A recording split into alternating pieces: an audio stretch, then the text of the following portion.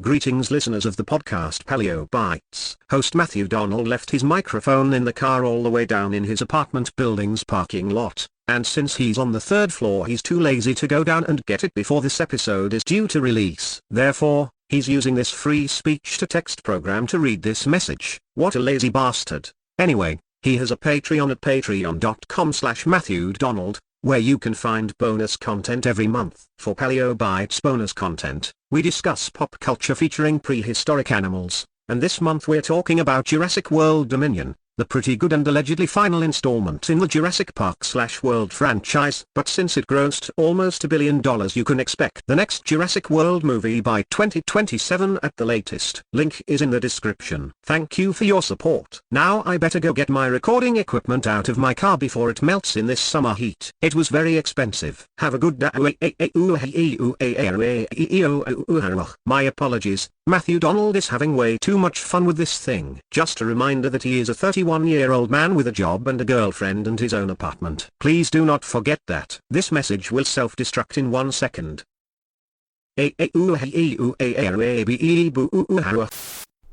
Roar, growl, snarl, bellow. Welcome to Paleo Bites, the podcast that'll evolve into slugs. My name's Matthew Donald, and each week I and a rotating series of guest co-hosts talk about and rate a genus of prehistoric animal, be it dinosaur, mammal, arthropod, and so on. This week I'm joined by someone who's been up since 4:30 in the morning, and speaking of slugs, is starting to slow way down. Are you sure we're not going to evolve into crabs? Because everything seems And to everything evolve into crabs. Carcinization is the thing that happens. Anyways, this is Natasha Crack. How are you? Oh, I'm well. I'm tired. Yeah, I get you. So we were originally going to record 5 episodes today. This is the third we're recording today, and I think we're just going to stick with this for now. That's okay. I'm also hungry, and it's a long drive, and it's been a frustrating as hell day. So... And I've made several large deliveries. Oh, yeah, man. Adulting, isn't it fun? I mean, Yeah. being a professional driver, it can be. It's my girlfriend's birthday tomorrow, so that'll be fun. Nice. Yeah, we're going to go out to dinner with her parents. Nice. So, yeah, that'll be fun. Let's see. Okay, so let's see. How can we bring this into dinosaur-related questions? So, if you had to do a delivery, if you had to deliver some dinosaurs, which ones and what would you be delivering them for? Okay, so I still have friends who are bus drivers. Yes. So I'm delivering a pack of velociraptors to every yard. Every yard. Okay. And because velociraptors are small and fast, they'll Yes. fit nicely on buses, and I'm sure they'll act like cats until yeah. the driver says, "Sick 'em." That'd be good. So every yard is getting a pack of velociraptors. Nice. The Colfax routes, though, we're going up in size. Utah raptor or something. Yeah, Or at the very- dromaeosaurus. A At the trossoraptor. very least, a Deinonychus. Deinonychus, yes. Yeah. Because it has to be able to fit through the door. Have you seen? So you haven't seen the new Jurassic World, right? No. Not yet. Okay, so in that movie, they introduced a trossoraptor to the franchise. And as a dinosaur fan, I'm very happy. Nice. Now they did kind of make it just like a super velociraptor, when in reality it wasn't like it was like a little bit smaller than velociraptor. And also, it's scaly like the velociraptor in the. Well, because and you know they won't add feathers. Well, they did add feathers for the Pyroraptor, though. But they also implied that like that was made by Biosyn. Oh. And which they rather than engine, and that one they have the pure DNA. Those are more accurate, while the other ones are made by engine, and so they have a lot more alterations. They mentioned that. So yeah, Pyroraptor is fully feathered What? in the new movie, and it looks very cool. Nice. So it's cool to have 3 different types of raptor in this. Also, they have a Therizinosaurus that's also fully feathered. Nice. So that's pretty cool. But yeah, so that could be something to deliver. You sure you wanted to deliver a tank full of Megapiranhas? Like a James Bond villain? I mean, we don't talk about what's at Supervillain Supply Plus. That's just true. Like in the volcano lair. We don't talk about the Supervillain Supply Store. Yeah. One of my favorite scenes when it comes to supervillain stuff was, honestly, Villain Con from the movies. I mean, imagine going to a... Villain Con? What movie was that again? It was the Minions movie in the that makes Despicable Me sense. franchise. Yes.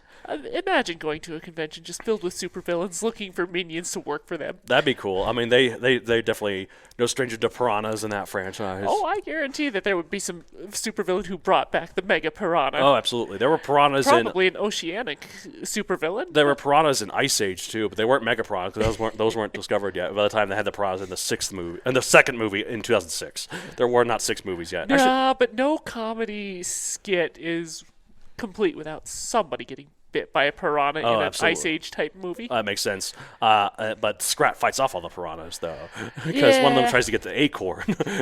Yeah, which we all know is quite illogical. Well, actually, I'll get into that here in a second. Mega piranha is what we're talking about. It means giant piranha because what else would it mean? Mega piranha. I like how we have all these big versions of other creatures, and like we usually just give them sort of simple names, but no, we literally call this one Mega piranha. It's straightforward to the point. It gets the point, yeah. Type is a cerasselmid, a group of ray-finned fish that includes the piranhas, pacus, and silver dollars. Nice. Do you know any of those? Oh, I know what a pacu is, and they're kind of terrifying in their own way. Yeah, they're mostly herbivorous, though, more in terms of other They ones I've are heard. a river creature, and the way I know about them is from watching Jeremy Wade and River Monsters. Oh, yes. They have human-like teeth. That's what makes them terrifying. Oh, so it's not that they're terrifying because they're threatening. They're terrifying because they're disturbing. They're disturbing. Yeah. They have some other names that we're better off not mentioning on this particular episode. Okay. Because we got to keep it family friendly. Oh. Y'all watch River Monsters. There's a whole episode about the pacu. Good to know. Have fun, especially if you're a guy. Oh, okay. I get what you're saying. Okay, but but we'll get to River Monster in a sec. All right. So in terms of the size of Megapiranha, it's 2.3 feet / to 4.1 feet. All right. So 2.3 to 4.1 feet / 0.7 to 1.2 meters long, 22 to 44 pounds, 10 to 20 kilograms. Considering the largest modern piranhas are only about 18 inches long, that's pretty damn big. That's an impressive fish. Diets, though, believe it or not, omnivore.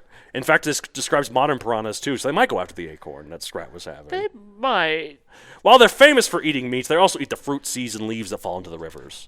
So it's from what I understand, it's a pretty common feeding response for fish to go after anything that hits the water surface. Absolutely. Time, late Miocene, 9 to 7 million years ago. So humans would have had some overlap with this. No. No. No overlap whatsoever. Because, like... tells you how much of the deep fryer I am. Well, that's the thing. Like, even, like... At this point, like, they were, like, the apes were a thing, but hominids were not quite there yet. And, like, so there was no Homo erectus. There was no Australopithecus. There was none of those stuff yet. Even if there were, they'd be in Africa rather than this thing, which was in location Argentina. So humans were long ways away. Long ways away, even if they were at the same time, which they weren't even at the same time. So the long ways away, both location-wise and temporarily. Described in 2009, pop culture appearances, The Asylum was on it immediately with their 2010 film Megapiranha. You gotta have the B movie. Only a year after its official description, in that a swarm of them consume battleships, nuclear submarines, and helicopters. Because why not? Every B movie checklist hit. They are impervious to torpedoes and depth charges. Of course. And they got into the river system in Florida, and then the U.S. government in that movie was seriously considering nuking Florida. I'd wager that's a slight buff to their real-life strength and capabilities. Most a slight buff. I mean, it hits every B movie requirement. Yeah, Big fish, make it illogically strong. Make it swarm, make it swarm to make it horrifying. Give it obnoxious-sized teeth. Not that Megapiranha didn't have teeth, but I'm sure the movie they were bigger than that. They were big. They were bigger than that. Yeah, in fact, they got through nuclear submarines. So every B movie requirement hit. Yeah, absolutely. But as well as that B movie, it's featured in the show River Monsters that you mentioned earlier, and kind of a fan of. And they're also in the game Ark Survival Evolved. Nice. Which is a game that everyone keeps telling me I should get into, and I don't want it. It's too much work. It looks really cool once you're into it, but like it takes too long, man. I don't have that time. I'm an adult. I'm a grown man. I got podcasts to record. Time? What's time? What is time? What time is it now? Oh, it's about time to go to bed, basically. Yeah. Speaking of which, it feels like. Speaking of which, or time for a beer. Yeah. All right. Piranhas are scary, right? I mean, everyone knows the story of a swarm of them stripping the flesh off an entire cow in seconds, right? And that's actually been debunked. Yeah, that's the thing. Like, what was a cow doing in the river? That was a dumb cow. Well, again, it has to be a pretty tempting target in the first place. Piranhas are surprisingly picky. Yeah. Well, actually, that's the thing. In actuality, the cow was already dead and was presumably tossed in the river just for the adventurers to document their story about the vicious fish. So the So piranhas it was were hungry. staged. It was Dead? they starved them. Yeah, I think they, and then sounds about right. it was staged. So Yeah, so there's a whole River Monsters episode that you can go watch. It fully debunks the whole vicious piranha thing. Yeah. It ends with Jeremy Wade getting into a pool with piranhas. aw, and they're just kind of like swimming around, minding their business, you know. Basically, yeah. Yeah, because As long as their bellies are full, yeah, they exactly. don't mind. That's the thing. Like piranhas will generally leave any nearby swimmers alone because they mainly go after dead things, and the only reason they went after with such veracity is that they were starving. So. Yeah. I mean, they can strip it in seconds. They can but- do it. You know, they showed what happened when you kept piranhas hungry and then they dropped a dead chicken in on a tank of them, and they did skeletonize it. But those piranhas were made to be hungry. Yeah, exactly. So I feel like if I was made to be that hungry and you dropped like a whole food thing there, I'd be like, Oh, there are days when the warehouse side of things gets real heavy. I'm a vacuum. I can see that. I've eaten half a fried chicken easily and still been hungry. I can see that. So unfortunately, like since they're like that, you can't spy movie villains. You can't threaten the hero by lowering him into a tank full of these guys. I mean, I guess you could, in that he would drown if he was tied to a chair and lowered in Yeah. there, and then maybe the piranhas would eat him. Yeah. But he's not gonna get ripped apart. It'd still be a No. painful death, but. It still wouldn't be a good way to go. But what are piranhas but bigger? This is a recurring thing in prehistory for sure. You want a bigger beaver? Bam, Castroides. You want a bigger shark? Bam, Megalodon. You want a bigger rabbit? Bam, Neuralagus rex. You want a bigger piranha? Bam, Megapiranha, which is basically a modern piranha but way bigger. And I imagine it might have done a lot of scavenging. Oh yeah, it sounds utterly terrifying, right? No matter what giant creatures lurked in the Miocene Amazon, this thing would obliterate them with their teeth and jaws and turn them into a bloody, gooey, gory mess. In actuality, based on studies of his teeth, it might have been way more omnivorous than modern piranhas, which are already kind of more omnivorous than you might expect. The layout of its teeth were actually closer to that of the modern pacus that you were talking about. Ah. It did have more conical teeth closer to the front, though, like a piranha. So this suggests a couple things. One, Megapiranha was likely a transitional fossil between that of the pacu and the piranha. The family of Pacu and Piranha, they are related. Yes, they're in the same family of this. What is it called? The Cerasilids. What did I see up here? Cerasilmids. The Greek, man, it's all Greek to me.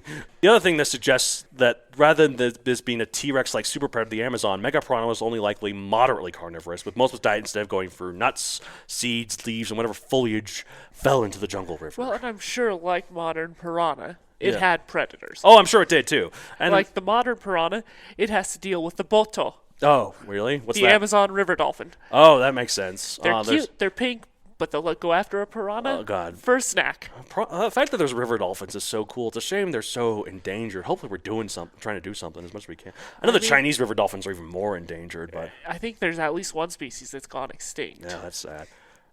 But yeah, no, like the river dolphins are cool, and like I'm sure there were some river dolphins back then. Hell no, they're probably bigger. so like jungle rivers are filthy. They're full of stuff. Yeah. So that fantasy we all have, and totally not just me, of a beautiful naked woman swimming in the jungle river and then emerging pristine out of the banks. Yeah, in real life she'd be filthy getting out of that river. Yeah. Any river. Sorry, everyone on Earth has that specific fantasy. That's not just me. No, everyone has that. Leave me alone. It's not realistic. Where was I? Oh yeah, Megapiranha.